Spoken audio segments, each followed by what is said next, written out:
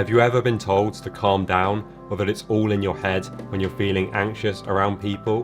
When you're in an emotional storm, getting stuck in your head, wrestling with your thoughts, is only likely to make things worse. In this video, I'll explain why that is and what you can do to start getting a better handle on these situations in future.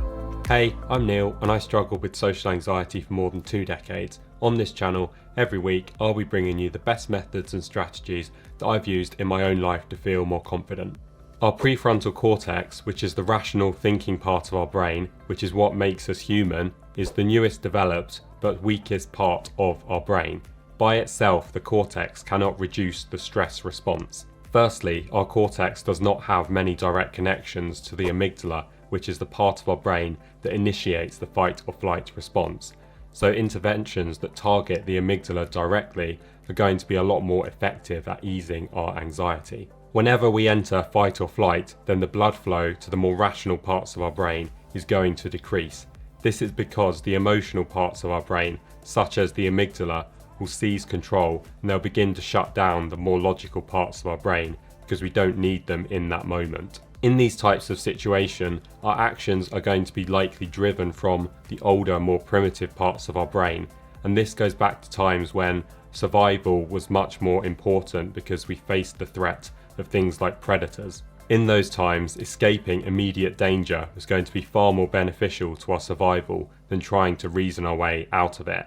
So everybody's amygdala is hardwired to seize control when our brain thinks that we are in danger. Our cortex is going to have very little influence in these times. It's an emotional hijacking of consciousness. During these times, if people try and provide you with logical reasons not to feel anxious, then it's probably not going to help because your cortex is offline. So trying to reason when you're in a social situation and feeling anxious isn't going to do much good because your brain is not being rational. Okay, so now I'll give a bit of basic background on how the body's nervous system works and what we're actually trying to achieve by reducing the amygdala's activation. So your body's nervous system controls the automatic functions that it needs to survive, and the part that we're mainly concerned with here is called the autonomic nervous system, which is part of the body's main overall nervous system. The ANS is a network of nerves that passes throughout your body and it controls unconscious processes. And this system can be broken down into 3 main parts. We are going to be focusing on the main 2 here, the sympathetic and the parasympathetic nervous systems. They have opposite but complementary roles. Your sympathetic nervous system controls your body's fight or flight response, and it carries signals that can keep your body on high alert. On the other hand, your parasympathetic nervous system relaxes your body after periods of stress or danger, and it's often referred to as rest or digest. It carries signals around your body that return those systems to their standard levels of activity. When you reduce amygdala activation, you reduce your sympathetic nervous system from responding, and with enough practice, your parasympathetic nervous system can be trained to intervene.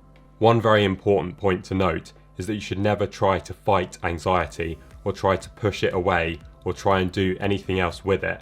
Whenever you are in the fight or flight state, it's very easy to go up into your head and get caught in a vicious cycle of worry, which can only make things worse. The problem with worry is the more you stay stuck in your head, caught in that cycle, then with time, the more real your thoughts will appear as your mind becomes less and less rational. So instead, it's better to try and get out of your head and focus on techniques that ground yourself, because otherwise your attention will start to see things that appear to be in line with the way that you're feeling. When you're caught up in a fight or flight state, then the world around you is likely going to look a lot more negative. So if you stay in your head, then you're likely going to be starting to give a lot more credibility to your negative thoughts. Your cortex can't directly cause you to enter a fight or flight state, but it can create the conditions for it to occur, and certainly focusing on your thoughts will worsen things. Without the energy of your attention, your bodies will begin to reduce and fade into the background because there's no longer any belief which will sustain them. You need to start getting out of your head and into your body to begin to calm yourself down. Relaxation training can be a great way to start doing just that. So instead of going after our thoughts with worrying, we can try and alter our behaviours to potentially start to influence our emotions.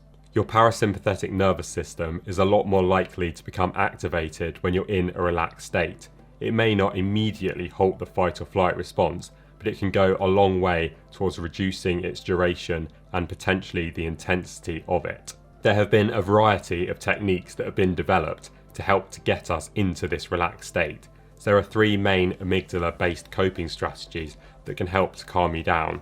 These are deep breathing, muscle relaxation, and exercise, and studies have shown that all 3 of these can be effective at reducing amygdala activation. Usually, you're probably not even paying attention to how you're breathing, but breathing is unusual in that it can run in our subconscious, but we also have the ability to consciously control our rate of breathing. And one of the best things you can do when you're feeling anxious is to take slower breaths. Slow breathing has been shown to reduce amygdala activation, which will help to unlock the parasympathetic nervous system to calm ourselves down. Taking slow, deep breaths from our diaphragm is a good place to start. The amygdala seems to also respond to muscle tension, so if your muscles are tight, then this will likely increase its activation.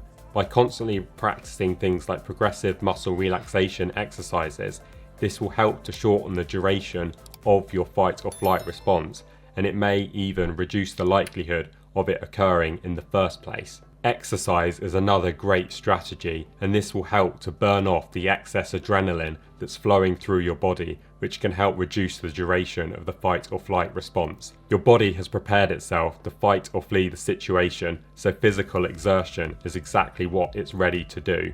Having said that, if you're actually in the middle of a social situation at the time, then exercising is probably not going to be a practical solution, so it's better to stick to one of the first 2. The final thing I thought I'd mention is when I think the best times are to actually critically appraise your thoughts. Firstly, I've tried myself for many years to try and question my thoughts when I've been in social situations, and I've found that this isn't a very good strategy because you just get stuck in your head and you miss out on what's actually going on in the situation, and it makes it a lot more difficult to concentrate.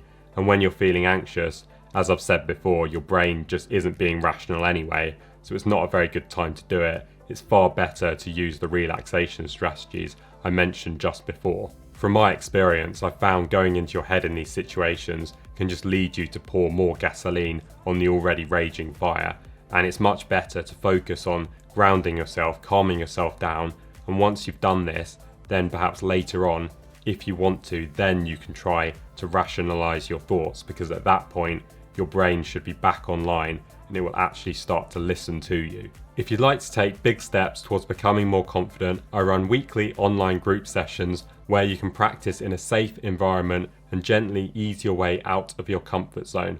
I'll put the link down in the description. If you want to watch more, then click here to see my latest video. Thank you so much for watching. If you found this content valuable, then please hit like and subscribe, and I'll see you in the next one.